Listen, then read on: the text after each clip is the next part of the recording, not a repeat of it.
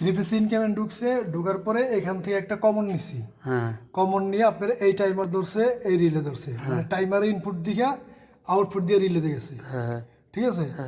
আবার এখান থেকে জেনারেটর ইনকামিং ঢুকা এই যে বেকার আসছে, ব্রেকারে এখান থেকে আউটপুট দিয়া টাইমার আসছে, টাইমার থেকে রিলে ধইরা কন্টাক্টে ধরছে। এটা হ্যাঁ এই কন্টাক্টের যখন জেনারেটরটা ধরবে হ্যাঁ তখন আপনার অক্সিলারি এই কন্টাক্টটা অফ থাকতে হবে। এই অফ থাকার কারণে এই যে অক্সিলারিতে লাইন দেওয়া এটা normally open open open normally open normally open. এটা যখন বন্ধ থাকবে তখন এখান থেকে লাইন এখানে পাস হয়ে এই কয়েলে ধরবে।